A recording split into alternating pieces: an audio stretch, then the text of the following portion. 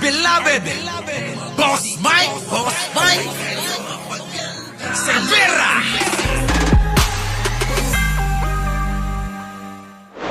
Bentahan ng 40 pesos na kada kilong bigas sa ilang palengke sa Metro Manila. Ang Department of Agriculture hindi raw nakitang mabilis na mauubos ang supply. Paano nga hindi mauubos? Ang daming DDS na pumila agad Nagmadaling araw Biruin nyo, magbubukas yung tindahan ng alas 7. Alauna pa lang na madaling araw, nakapila na sila. Putik na yan. Pasok. Ayan ang nangyari kanina. Nasa frontline ng balitang yan, si Carrie Cater. Pagbukas pa lang ng kadiwa ng Pangulo Kiosk sa Kamuning Market sa Quezon City, 5 kilong bigas agad ang binili ni Oscar. Manong! 5 kilo agad dapat. 50 pesos lang kasi ang kada kilo ng well-milled rice dito. Malayo sa binibili niyang 58 pesos. Maganda siya Ay, malaking halaga nito kumpara naman sa panahon natin ngayon. Dahil nagtataasan naman talaga lahat ng bilihin Lalo na magpapasko, di ba? Si Willie umaasa namang hindi pansamantala ang abot kayang bigas. Dito na ako. Kaya lang etong bigas na to hanggang simula lang nawawala na Kita nyo, nagre-reklamo pa. Naklantina pa naman, nagre-reklamo pa sila. Sige tuloy. Di ba? Pag naubos na, wala na Sana tuloy-tuloy. Nasa 100 sako ng murang bigas ang ibinagsak sa Kamuning Market. 100 sako na yan, mga kababayan. Biro nyo, naubos kagad nila. Mga DDS, mga walang iya kayo. Matapos ninyo, siraan si Pangulo, nagkaroon ng programa, ayan, yung mga matitino na tulad namin, wala na mabili. Di bale, nauunawaan namin kayo. Dahil yung mga DDS, karamihan, patay gutom talaga. Bukas uli. Pumila uli kayo, Siyempre, hindi kayo aamin ng mga DDS kayo. Sige tuloy. Kaya naubos agad Ang saswapang Tapos kung makabati ko sa presidente, Bukod sa kiosk ng pamahalaan, nagbebenta na rin ng 40 pesos na bigas ang ibang rice retailers. Yan, yung mga nagbibenta na yan, mga kababayan. Mga mga loyalista yan. Mga sumusuporta kay Pangulong Bongbong yan. Kahit na wala nang kitain yung mga yan mapagbigyan lang sila, yung mga DDS. Tuloy. Yun nga lang, kanya-kanyang diskarte pa sila sa pagkuha ng supply. Si Javier walang tubo dahil 40 pesos din daw kada kilo ang puhunan. Kita nyo, yan yung totoo na mga sumusuporta sa gobyerno. Kahit walang tubuin, mapasaya lang yung mga DDS. Sugurin nyo na. Siyempre, pag-iisipan pa nila yan, Ricardo Adalia. Pag-iisipan pa nila na kumita pa si tatay. Ayan na nga, 40 pesos na lang. Isipin nila, magkano kaya kita niya? Ganyan mag-isip yung mga yan Tumutulong na nga yung tao, sa gobyerno at sa mga tao na nangangailangan talaga, gagawang pinala ng issue yan. Ganito, mga kasama namin. Dali mga sumusuporta kay Pangulo, nagkukusya. Bukod sa kiosk ng pamahalaan, nagbebenta na rin ng 40 pesos na bigas ang ibang rice retailers. Yan. Bakit nagbebenta? Tanong. Yun nga lang, kanya-kanyang diskarte pa sila sa pagkuha ng supply. Si Javier walang tubo dahil 40 pesos din daw kada kilo ang puhunan. Kita nyo, walang tubo! Walang tubo, mga DDS. Puntahan nyo na, sugurin nyo na. Walang tubo yung mama. Mga kapanalig namin yan. Ganyang kabubuti kami. Ganyang kabubuti. Ang mga sumusuporta kay Pangulong Bongbong. Kahit walang kitain, mapasaya lang kayo. Tandaan nyo, nung nag-rally kami kahapon, Wala kayong narinig na nagmura, ha? Na minaliit kayo. Wala kayong maririnig, ha? Bakit? Hindi kami katulad ninyo na kami, mga kababayan, ay matitinong Pilipino. Oh, di ba? Oh. Sige, tuloy. Kawawa naman, ano? Talaga lang makatulong sa mamamayan. Yun ho ang akin. Panawagan ng rice retailers tulungan Narinig niyo yon? Makatulong lang sa mamamayan si tatay. Ha? Uncle ko yon. O, aamin na ako. Uncle ko yon. Sinabihan ko. Uncle, ang kamot unay nga ko ha, ag negosyo. Agla ko kamot uray, di ka nga tumubo. Ha? Oh. Uncle ko yan. Ha? Kita nyo? Mababait talaga lahi natin, mga kababayan. Di po ba? Kaya alam nyo, sa susunod na halalan, huwag kayong boboto na lahing ano, may lahing Hitler. Oo. May lahing German. Oy, mawalang galang, hindi naman lahat ng German ha, masasama. Bay, nagpunta ako ng Germany. Ang babait nila eh. Dangan lang, ano mga kababayan, si Hitler talaga. Malupit si Hitler. Ang daming pinatay, ano. Siguro yun yung ano, yun yung lolo ni Sarah. Hindi kaya, mga kababayan. Kaya mga kababayan, ano, iboto natin yung tao na kapwa natin, purong Pilipino. Ano po? Sige, tuloy. Uncle, ano sabi mo? Pakinggan niyo si Uncle. pa sila sa pagkuha ng supply. Si Javier walang tubo dahil 40 pesos din daw kada kilo ang puhunan. Walang tubo yan, ha? Talaga lang makatulong sa mamamayan. Yun ho ang akin. Kita nyo, yun lang ang amin. Makatulong lang sa mamamayan. Yung mga DDS sila. Nagnanakawan. Alak ng pating na yung mga kababayan. Ganyan, mga patay gutom eh. Wait lang, may papakita ko ha. Saglit lang. Nasaan na ba yun, Boss Mike? Eto. Oo. Nasaan na yun? Wait lang. Hanapin ko sandali. Abay, grabe eh. Etong mga ito eh. Ano? Nako, Diyos ko. Pakawanom apo. Awampulos. Ito. Wait lang ha. Ito na mga kababayan ha. Nako po. Ito. Wait lang Habang inaayos ko to, papatugtugin ko muna to. Wait lang, para makita nyo. Let's go! Chiminit. Baklang mataba. Jumbo, hotdog, ito ang gusto mo. Pogo sa Pampanga, nagiging bahay mo. Travel dito, travel dyan. Tinanong sa kongreso, umiiyak naman. Haring Becky, baklang mataba. Haring Becky, baklang mataba. Haring Becky, gusto ng yubaba. Confidential fund, saan na napunta? Hindi na nga mahanap, mukhang naubos na. Ginastos ni Lustay, gusto pang magpapatay. Di na may presidente, naku masama yan, day. Day, naku po, wag nang umupo.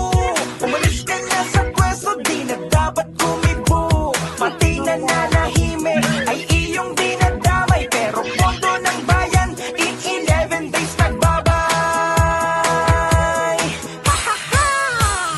Haring Becky, baklang mataba.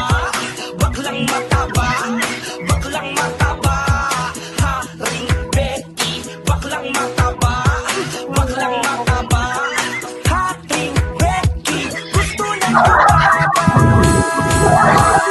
Dahil naku po, wag nang umupo. Umalis ka na sa pwesto, di na dapat gumibo. Pati nananahimik ay iyong dinadamay. Pero boto ng bayan, in 11 days nagbabay.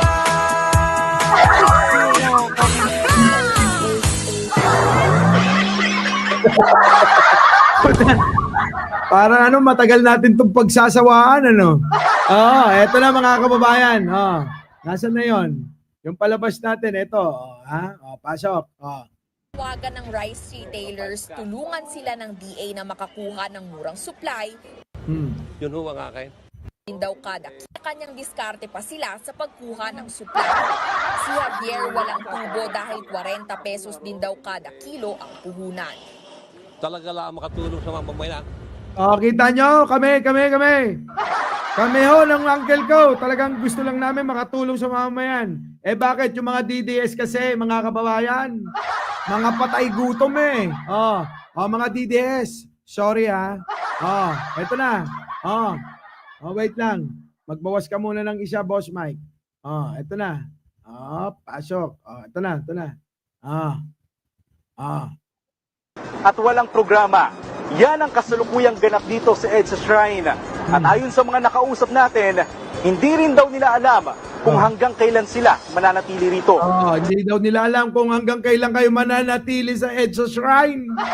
Nag-aantay sila ng pagkain na supply. Bakit? Nag-aagawan sa pagkain. Ganito ang eksena kagabi nang may dumating na rasyon ng pagkain para sa mga taong nagtungo rito sa EDSA Shrine. Kita nyo mga kababayan, nag-aagawan sila sa pagkain. Putik na yung mga patay gutom talaga. Mga DDS, panoorin nyo yung mga tropa nyo. Lakihan ko. Sabi rito mga kababayan, nakakahiya, kababain. Kababain kayo, apaw. Kininana. Agsisinggawat kayo.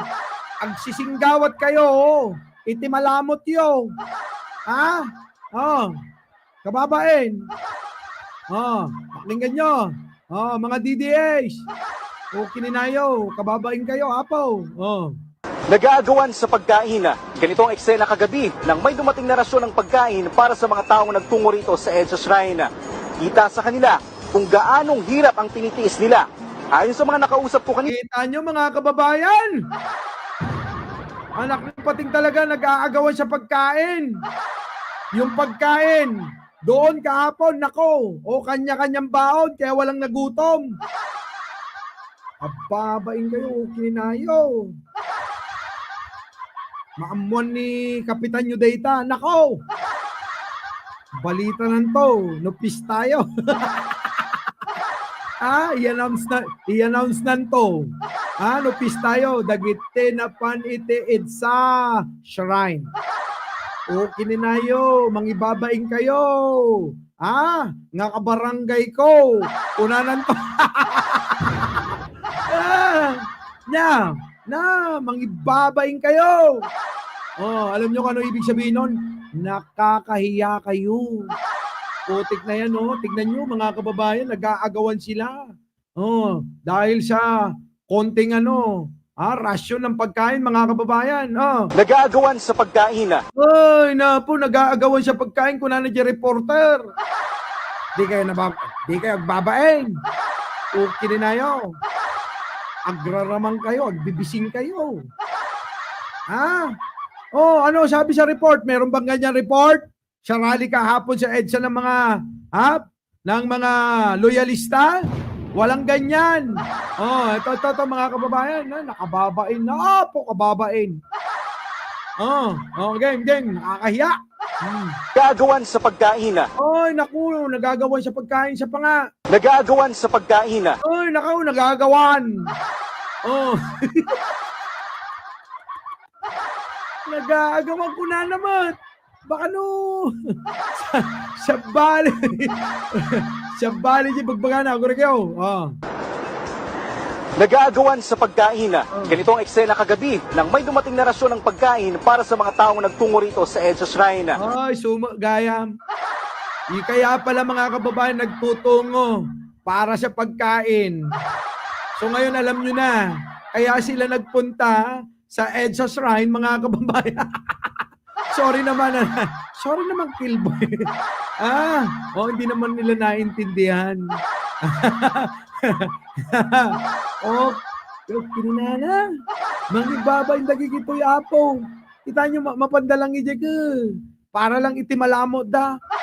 Nya, apo, dagito yun, na, kapimpiman da, na.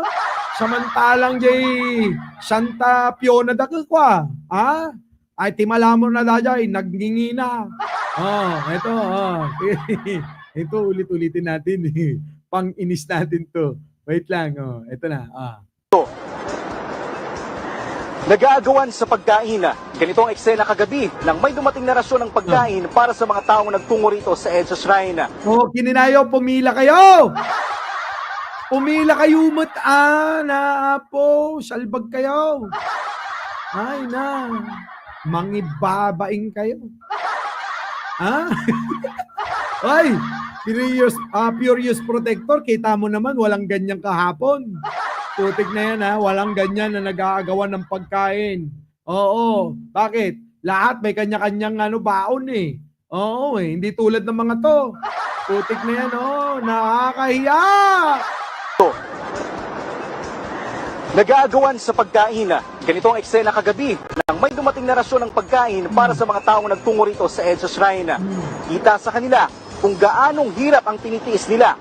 Ay, nako, nahihirapan pa sila. Nahihirapan sila mga kababayan makipag-agawan sa pagkain, ha? Putik na yan. Buti na lang mga kababayan, walang nangyaring ganyan kahapon, ha? Diba?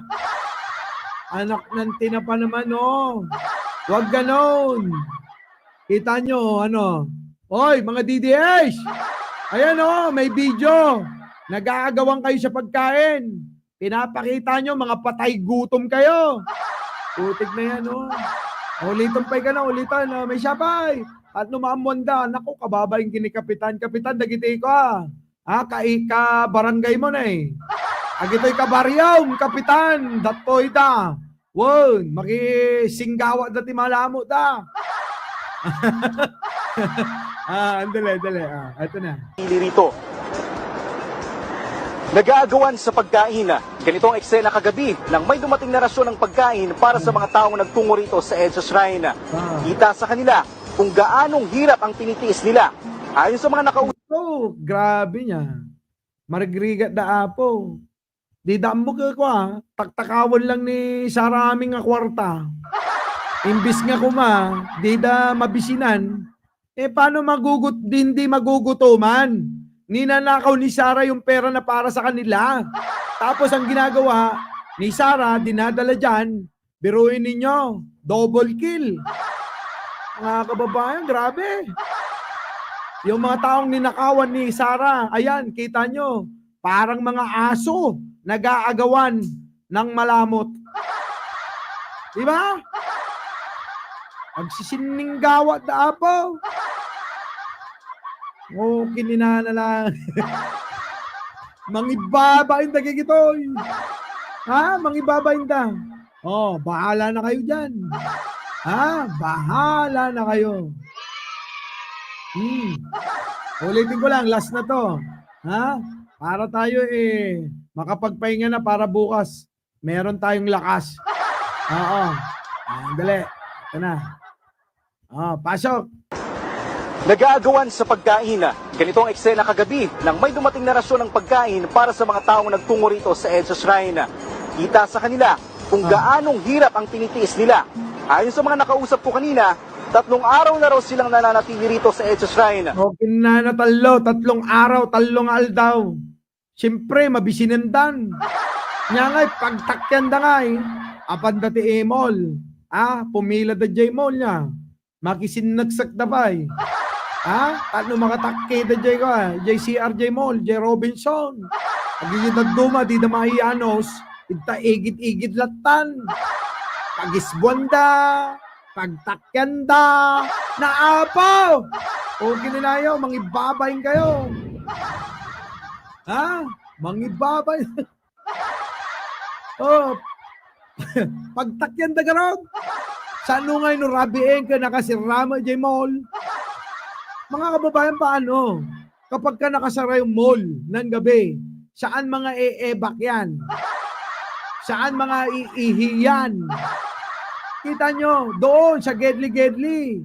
Kaya nga kinurdunan yun Baka pati yung mismong harapan ng EDSA Shrine, pagdumihan nila. Oo, baka doon magsipagtakke. Ay, nako mga kababayan. Oo. So mga kababayan, hanggang dito na lang. Sana'y napasaya ko kayo ngayong gabi.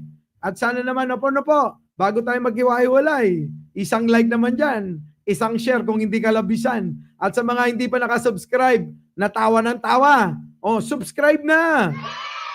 Muli, ako po ang inyong lingkod, Mike Cervera po. Lagi nagsasabing, mahalin natin ang ating kapwa, pagdasal po natin lagi ang ating bansa. Magandang umaga, magandang hapon at magandang gabi. Sa mandako ng mundo, naroon kayo syempre, magandang buhay na rin para sa ating lahat. Sa mga DDS naman dyan, pakishare na lang tong kantan to. Para sa inyo talaga to eh. Let's go! Chiminit, chiminit. Chiminit, chiminit.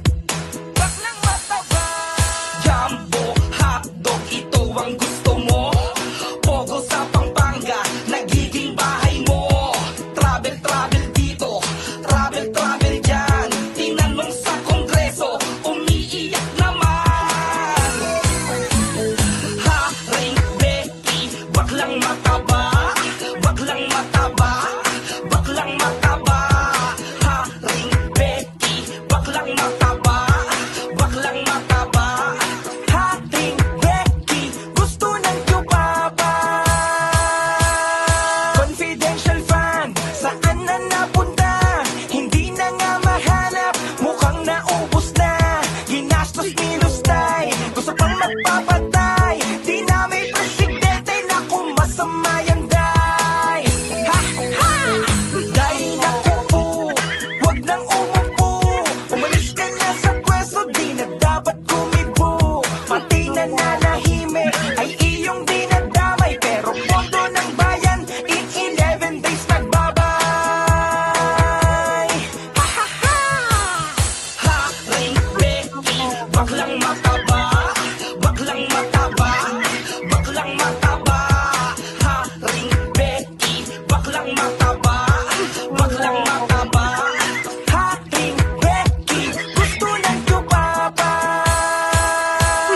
Dahil naku po, wag nang umupo. Umalis ka na sa pwesto, di na dapat kumibo. Pati nananahimik ay iyong dinadamay. Pero pondo ng bayan, in 11 days nagbabay.